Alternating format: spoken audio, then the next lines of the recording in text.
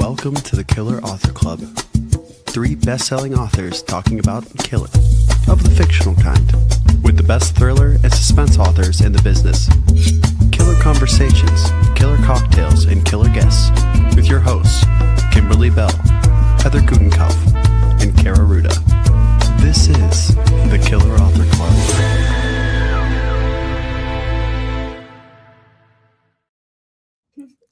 Hello, everyone, and welcome to the Killer Author Club, your favorite haunt for all things murder, mystery, and mayhem.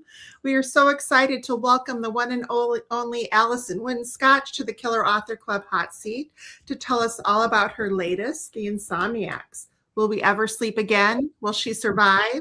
Will we? We have tons of questions and heaps of killer fun plans, so buckle up and get ready to kill the lights. I'm Killer Heather Gutenkopf. I'm Killer Allison Winn Scotch. I'm Killer Kara Ruda. And I'm Killer Kimberly Bell. So before we dive into the Insomniacs, we have a couple quick PSAs. Tonight's show will be available this Friday as a podcast with bonus content just for listeners. Find the links at killerauthorclub.com. And while you're there, sign up for our newsletter so you're the first to hear all of our killer breaking news. And speaking of breaking news, something big is about to be revealed. Our summer lineup drops tomorrow, so make sure you join the Killer Author Club Facebook group and follow us on Instagram so you don't miss a thing, because this one comes with a massive giveaway.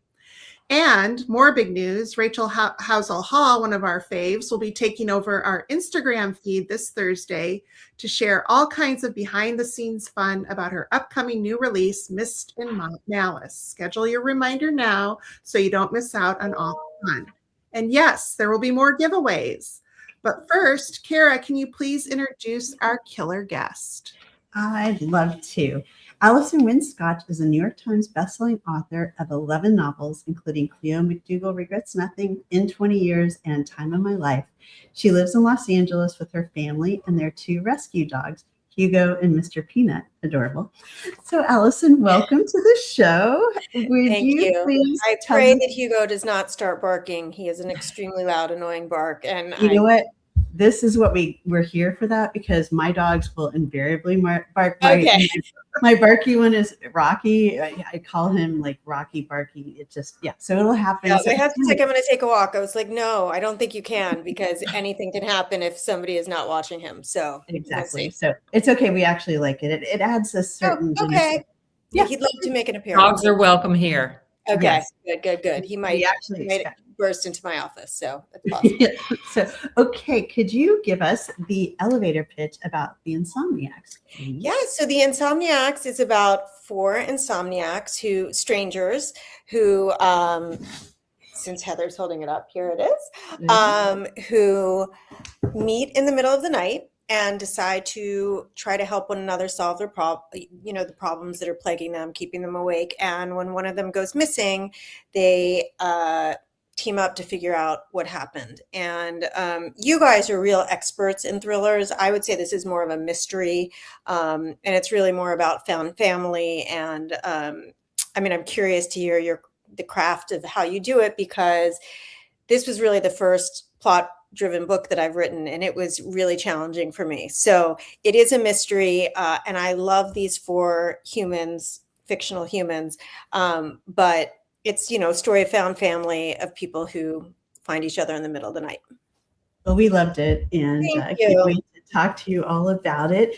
And you guys who are listening and watching, please get chatty and drop comments and questions for Allison in the comments. But first, Kimberly, what are we drinking tonight? Right. Well, tonight's drink is an Aperol Spritz. Yum, my favorite. Yeah. Allison, please tell us why you've chosen this as your drink tonight. So I'm not a huge drinker, but I like a light, sort of fruity, refreshing, like on the Italian coast, sort of drink when I drink. And it's not theme related. It's just a drink that I happen to like. It's either that or like a Riesling or a Sauvignon Blanc for me. So I thought it was a little more interesting than just saying uncork a bottle of wine. So we like that too. Yeah, exactly. We could have just done that, but that's sort of where I am. So Well, cheers, everyone. cheers. Yeah, thank you. Oh, I like it. Are you just chugging a straight water bottle? Yeah, it's I got water. one, don't worry. No, you could have pretended. So Oh, so good. Well, cheers to it. cheers. Thank you guys again for having me. I'm really excited to be here.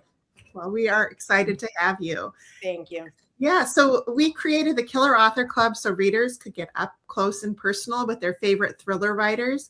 Our upcoming lineup is Amazing Killers. But remember to find out who, pop into our Facebook group and Instagram page tomorrow to find out who will be stalking the Killer Author Club. And for dates, times, past episodes, surf to killerauthorclub.com tomorrow as well. But tonight, it's all about the Insomniacs, and here's what some of Allison's early reviewers have to say about the book. Parade magazine warns you'll turn into an insomniac yourself as you end up hooked on figuring everything out before the friends do. And Library Journal says, Whip Smart, a compelling mystery whose ending readers won't easily predict. And New York Times bestselling author Stephen Rowley says, Allison Winn Scotch has crafted not only a gripping mystery that unfolds under the cover of darkness, but also a story where kind people once again care for fellow human beings. If this book was a dream, I didn't want to wake up. Put on the coffee. This one is worth staying up for. So that is, again, from best-selling author Stephen Rowley. Such kind. That was the nicest blurb I think I've ever gotten. I just need to shout out Stephen, whose book I'm so excited for. He has a book out next month that I'm really looking forward to. So that was so nice of him. We're all excited for that. But yeah. No, so Allison, we know that you've just come over to the dark side, but you have shown yourself to be a very talented and compelling killer. And so now we need to know the answer to this question. Who do you kill? So I knew you guys were going to ask me this, and I thought I need to come up with a diplomatic way to say this. I have things that people who I probably cannot say publicly who I would kill, but I'm just going to say I would like to kill the patriarchy. I would like to kill men who think they know better than women simply because they are male when we are the smarter gender. And I am, as I think you guys are, at a point in my life where I'm just not interested in hearing from somebody sharing an experience that they do not understand, or telling me that they know better, or telling me what they know and they don't actually know it. So if I could just kill the patriarchy and enlist the matriarchy, that is what I would do. I'm over here cheering you on. Yeah, I feel like society would be significantly improved. So take that answer for what it is in my who. But you kill men. Yeah, exactly. And not all men, but some of them. The worst ones. The worst ones. Yeah, exactly. So, so that would be my answer. I love that. Yeah. So everyone's agreeing with you in the comments. Yeah. So this novel brings together four strangers who, like you, we all loved, into an all-night diner, a very specific and cinematic setting. So what drew you to this space as the anchor for connection?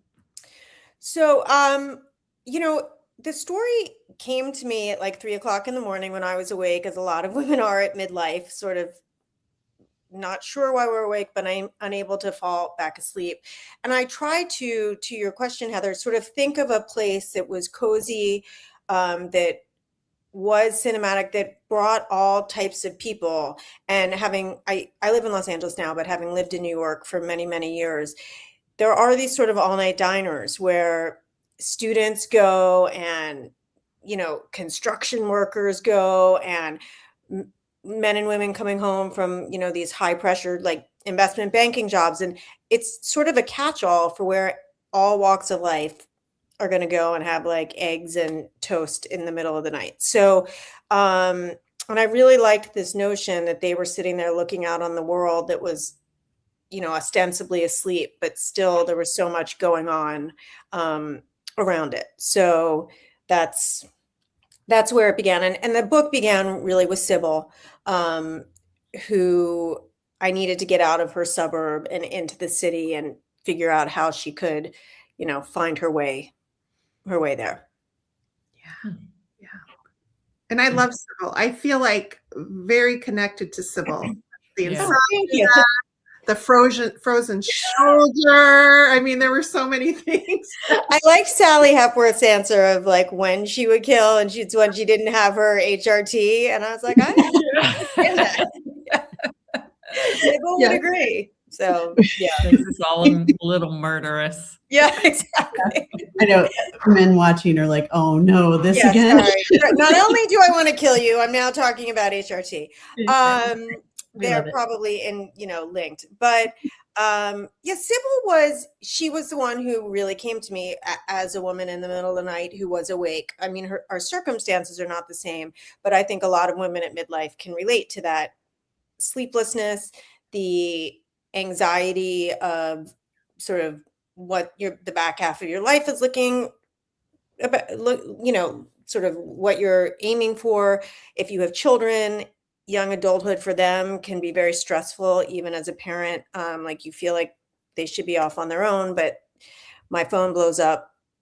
I had to text my kids, stop, do not bother me for the next hour when I was I hopping on just did here. that with my daughter, literally. Yeah, 2 seconds ago. exactly. Like nobody can who knows if they will honor that, but so Sybil really was that foundational emotional thread where I started, and she pulls everybody else in. And I just thought she was, again, if you're somewhere between 40 and 60, a lot of us could understand what plagues her at night. Mhm. So if the story started with Sybil, did it also start as a mystery? Do you know where your story is going when you first sit down to write? Right. So this is why I'm super impressed with you guys. It did not start off as a mystery. It started off, I pitched it to my publisher as, 4 people in the middle of the night who come together to help solve each other's problems so they can get back to sleep. And I wrote 150 pages, turned it in. My editor and agent were like, yeah, it's good. And then they were like, but what about if you put in a mystery? And I was like, I don't write mysteries. Like, I don't want to do that. And they were like, okay, but you're not hearing us. That wasn't a question. You should put in a mystery. And I was really grouchy about it. And then I wrote another 150 pages trying to write a mystery. And they were like, yeah, it's not quite right. So I started over for a third time. And this time it sort of finally gelled. And I credit my editor immensely because she stayed on. We did like a 2-hour call. She was in London at the time. It was late her time. And we really figured out there's sort of a twist at the end of part 1 that we decided to implement. And that helped me figure out the back half. So no, to answer your question, Kimberly, I'm curious if you guys write with outlines. I've never sort of known where my books are going to end because they've always been so character driven. And that was really challenging for me. And I also felt like, again, among 3 great writers, I had such imposter syndrome, feeling like, I don't know what I'm doing. Like, even character driven books, yes, there's always a question of why or what you're moving towards, but a mystery felt different to me. So it was a real struggle. And when I turned in the draft that, there were still tweaks and whatever to come, and I did not hear from my editor and agent for like 2 or 3 weeks, I was in terrifying. like a sloth, sweat, panic that they were going to come at me and be like, you have to start it all over again. And when they called me or emailed me, I can't remember, and were like, you did it. I'm telling you, it was the shock of a lifetime.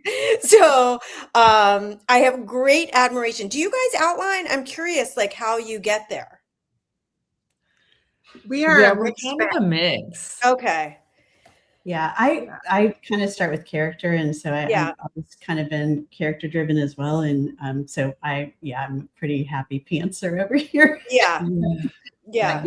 Heather used to be a pantser. Now she is moving to the dark side of plotting, I think, but she's kind of in the middle.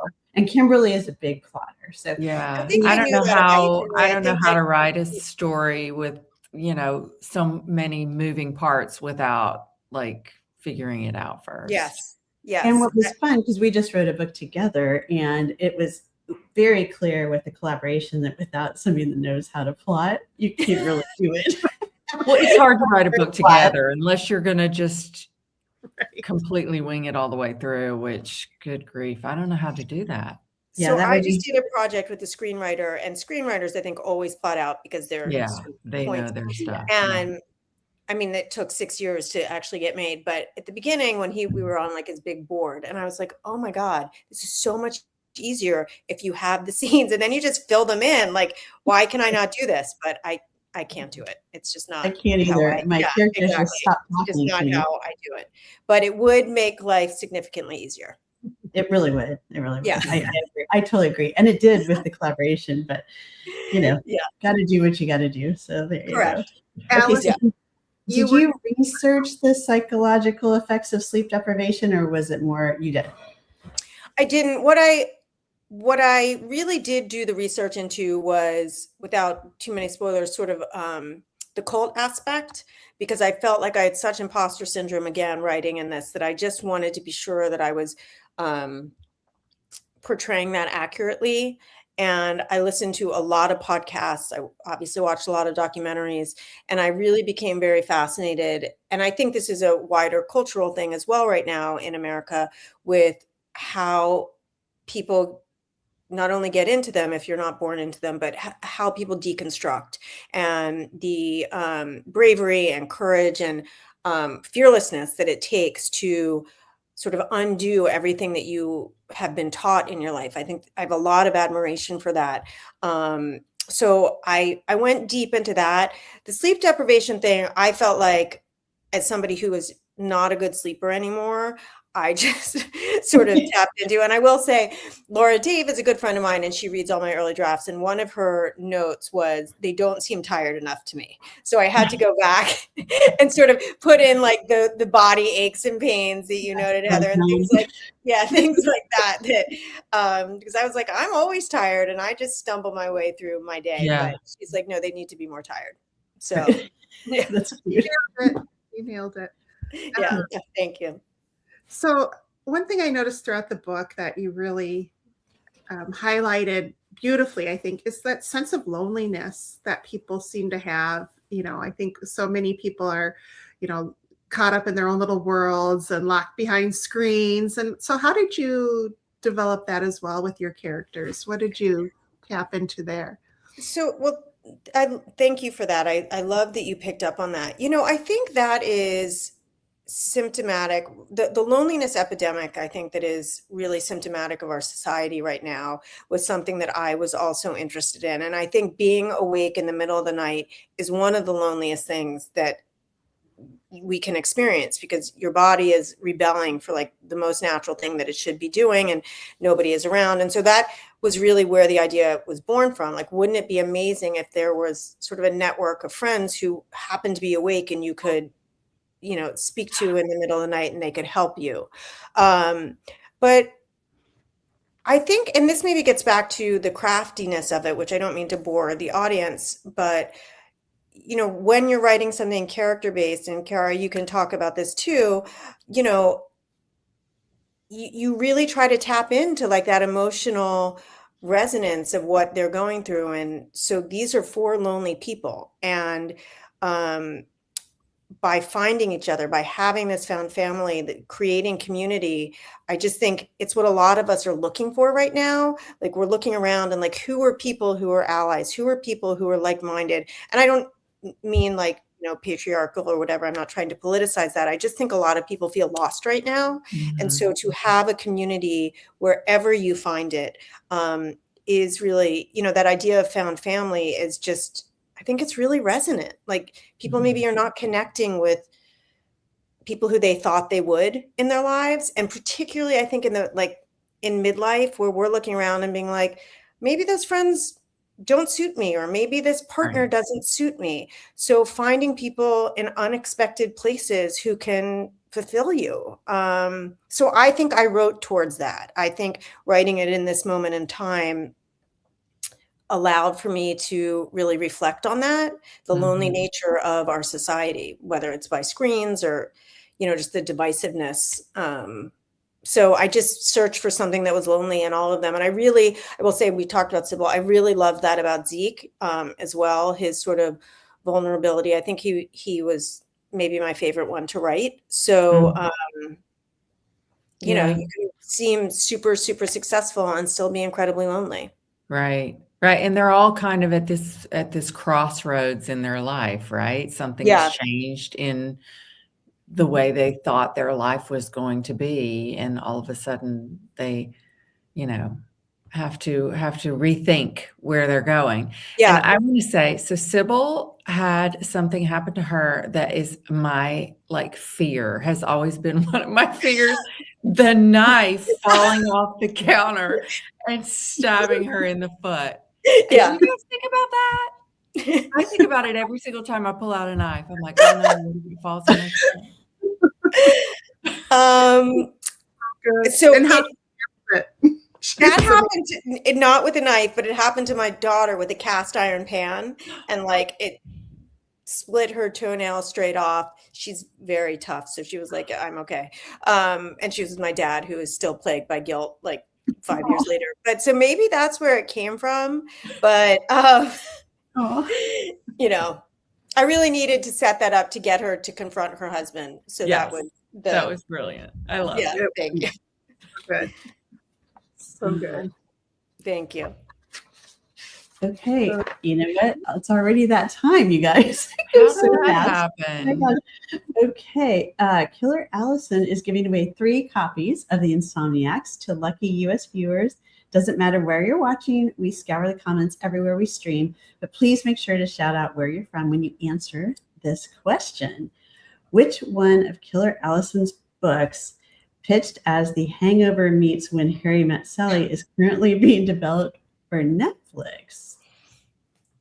Wow. Am I answering that, or are they? They are answering that. It'd probably be helpful if we talked about it. So maybe you should tell us just a little bit about it, so they'll be able to answer it in there. Yeah. So sorry, am I talking? Yeah. Okay. Yeah, can I tell you what book? Can I tell them what book that is? Yeah. Okay. Sorry, I just didn't. That is The Rewind. It's actually not at Netflix anymore. It has moved. You guys are well immersed in Hollywood, whatever, but it is still in development. It is The Rewind. It's the story of 2 college exes who left on very bad terms, who wake up, go to their college reunion and wake up the next morning, possibly having gotten married, but do not remember what happened. So I have a few favorites that I've written, and that was definitely one of them. I love that book. So it was just fun. Yeah. We can't wait to watch. And I will say that when I was complaining and bitching and moaning to my editor and agent about them making me write this as mystery, they were like, there is a mystery in The Rewind. They didn't know what happened. You just have to think about it like that. And I was like, okay, it's not the same, but thank you for encouraging me. It's not the same, but okay. Yeah. I was like, I know you're just doing your jobs. Thank you. Yeah. I love it. You had me turning the pages to find out what happened in it. So it was for sure. very successful. Yeah. Well, thank you. I learned a lot, and my next one is also a mystery, and it's been much easier. So good. Yeah. Yay. I guess it's a skill, it's a muscle that you can train. Yeah. Right. Yeah. And I saw someone ask, which I actually want to call the matriarchy. They're not letting me. Yeah. It is a all-female island, and the founder may be up to some nefarious things. Ooh, so it's fun. I'm almost done. Love it. Well, we can't wait. Thanks. So the Killers are big fans of independent booksellers and want to send them all the support. Allison has chosen Diesel, a bookstore in Brentwood, California, to highlight tonight. Allison, tell us why you love Diesel so. So Diesel is my local indie bookstore. They hosted the launch of the Insomniacs, and actually, if people are in LA, they have signed copies there. They're like a warm, welcoming. They're at the center of this outdoor sort of, it's not a mall, but like an outdoor area where dining and people come in and out there all day. It's just a real community space that I'm sure, so many indie stores are. And the booksellers are friendly and they know their stuff. And whenever I have a signing there and I'm behind the counter, I just think like, I just like to work here. Like, I don't even need to write books anymore. I just would like to be a bookseller. So it's just a special place that is sort of the heart of, the Brentwood reading community. Love it. Well, Yeah. I just dropped the link in the comments so you can order the Insomniacs along with any other books on your wish list. Yeah, they're really great. I mean, we all have them in our community, but I really like them a lot. And obviously, the Killers love to read, and we love it when you share what you're reading in our Facebook group. So post pictures, write reviews, and ask for recommendations and give yours. Tonight, though, we want to know, Allison, what are you currently reading? So I just started Into the Blue, which was, I think, the Reese pick last month, by Emma. No, not Gray. Sorry, I should have known her last name. It's on my Kindle. I don't know if you guys read on your Kindles, and then I never see the actual title or the yeah, exactly. I know the cover. Sorry, I'm trying to pull up her name. Do you guys know what I'm talking about? Into the Blue, a Reese Book Club pick. I'll tell you when it comes up. And then I'm listening to, which I know you guys are not. I was out to dinner with friends last night. They're like, what? I'm listening to the Dungeon Crawler Carl series, which is like all over the New York Times bestseller list. And it's like the Hunger Games set in space. And I am deep into book 5. I am really into it. It's sort of speculative dystopian fiction that I really like. So that is what I'm doing. And I have Mad Mabel up next, and Stephen Rowley's book and Crash Into Me by Robin Lee. So I have a long. Oh, wow. That's like all across the board. And you know what? I don't know about you guys, but like I will read anything as long as it's well written. So what have you guys been devouring? It's good for your brain to do that. I do. That's how I feel. Like when I was coming up, I didn't read anything that was similar to mine because I was so worried that I would like sort of poach somebody's stuff. But now there's inspiration everywhere. Agreed. Yeah. So I'm excited about Mad Mabel. It's getting It's so good. Yeah. I love Sally's work, so I'm excited about that one. Yeah. You have a great list. Oh, thank you. And speaking of fabulous books, we have 3 new releases to celebrate tonight. Okay, first we have The Hostess by Courtney Sack. Following a terrible accident, Natalie and her husband rent a gorgeous home on an estate in the Hamptons, only to discover that the beautiful owner of the estate is hiding dark secrets and the previous guest disappeared without a trace. Boom, boom, boom. Next, we have Penitence by Kristen Koval. In the wake of a shocking murder, 2 families must navigate impossible choices in this propulsive story of family loyalty, redemption, and the profound experience of true forgiveness. And finally, we have This Song is About Me by Melissa De La Cruz. A reporter strives to discover the reason behind a superstar's disappearance in an enthralling novel about the mysteries of love and success by a New York Times bestselling author.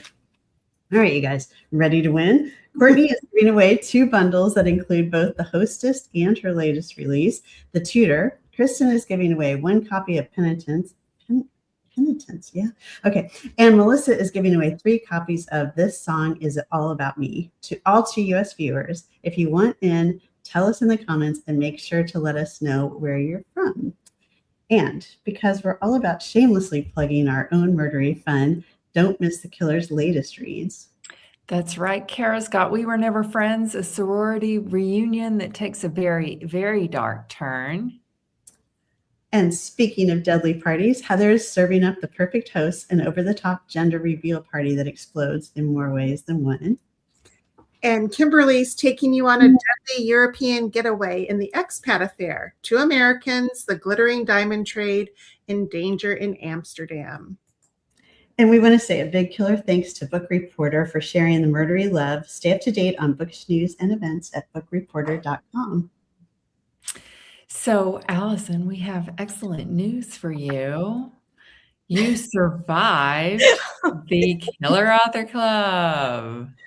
Well, thank you guys for having me. And Kara, I forgot to say, I think you blurbed Cleo McDougall regrets nothing, and I like just the community of you. It's just really meaningful, how supportive you guys are of other authors. And Kimberly, I've known you through Facebook groups in the past, and Heather, it's so nice to connect to you. So I'm just really appreciative to be here. And I want to say that author Into the Blue is by Emma Brody. And I just started, I'm really enjoying it, but thank you. It really means a lot. Well, we loved having you. Yeah. Thank you. So tell us where our listeners and viewers can find you online. I'm on Instagram and Threads. I don't really do Facebook, but it's AS Winn, like AS and then my last name.